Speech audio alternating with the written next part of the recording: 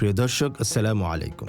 স্বাগত জানাচ্ছি মাহে রমজানের বিশেষ আয়োজন সিঙ্গার বেকো নিবেদিত তুর্কি কাফেলা অনুষ্ঠানের আজকের পর্বে।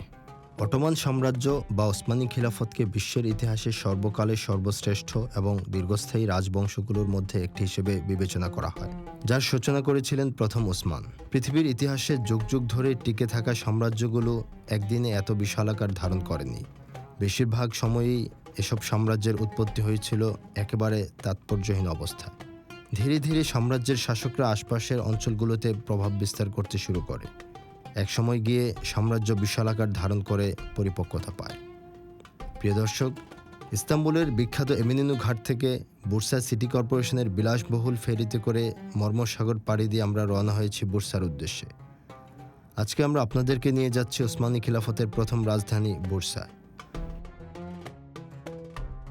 প্রিয় দর্শক, ইস্তাম্বুল সহ তুরস্কের বিভিন্ন শহরে ঘুরতে গিয়ে শহর জুড়ে আমরা দেখতে পাচ্ছি বেকোর শোরুম।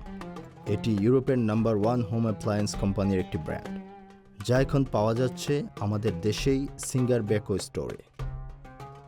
প্রিয় দর্শক, আজকে আমরা আপনাদেরকে নিয়ে ঘুরে দেখব বুরসা নগরীর ঐতিহাসিক জুমালিকিজিক গ্রাম।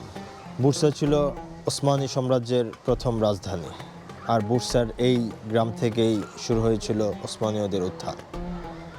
এই গ্রামকে বলা হয় অটোমান ভিলেজ। আজকে আমরা আপনাদেরকে নিয়ে ঘুরে দেখব ওসমানীয়দের এই বিখ্যাত জুমালিকিজিক গ্রাম, জেনে আসব তাদের জীবনের সংগ্রামী ইতিহাস।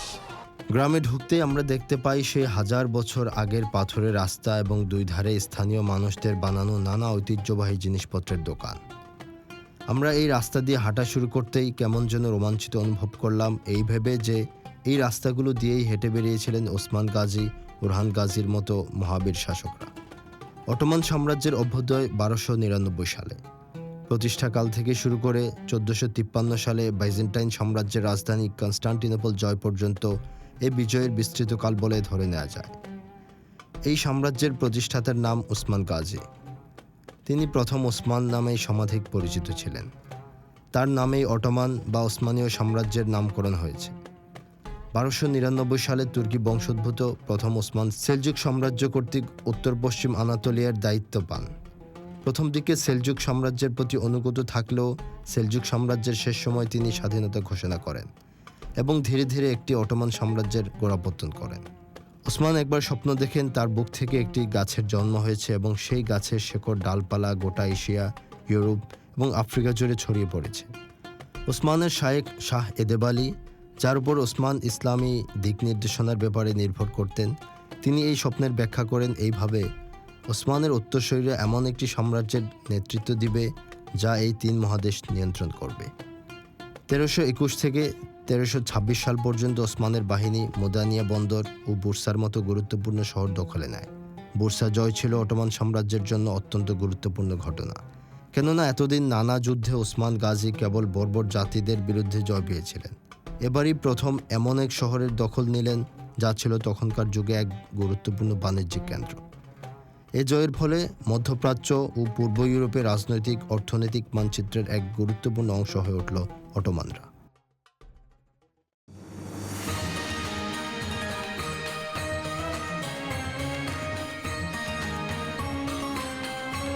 আপনারা দেখছেন সিঙ্গার বেকো তুর্কি কাফেলা fly with Turkish airlines.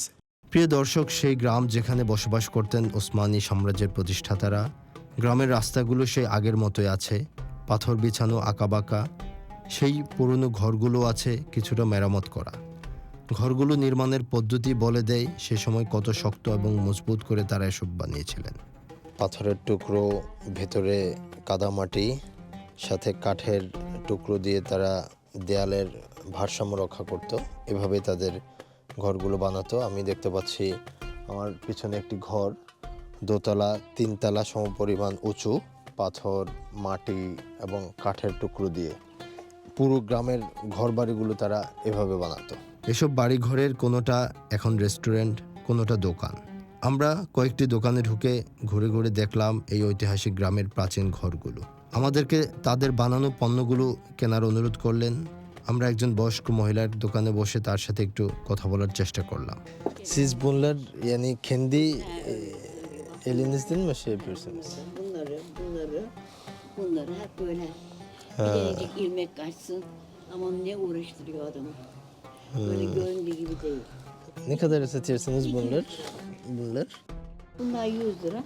Bunlar 200. Hepsi. Bunlar ne? Allah. Ha, çorap mı bunlar? Bunlar işte erkekler de giyiyor bak. He. Böyle yumuşacık. Örme. Al. 15'te 18'de soğuk oluyor. Yani o kadar soğuk değil. Tamam, şunu alacağım ben bir tane. Kaç yaşındasınız? 81. Senin gibi bu. নানু দাদুর বয়সী মুরব্বীর সাথে কথা বললাম। উনি নিজ হাতে এই জিনিসগুলো বানায়। ওনার ছেলেমেয়েরা মিলে এসব বানায় এবং পাইকারি বাজার থেকে কিনে নিয়ে আসে। জীবন জীবিকা নির্বাহ করে এসব বিক্রি করে। জৈতুন প্রিজার্ভ করেছে এখানে। মুরব্বীর ঘর এটাই, তার বাড়ি।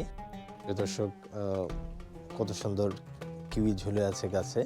কারো বাড়িতে আঙ্গুর ঝুলছে, কারো বাড়িতে কিউই ঝুলছে, এরকম নানা রকম ফল ফলাদির সমারোহ তাদের বাড়িগুলোতে।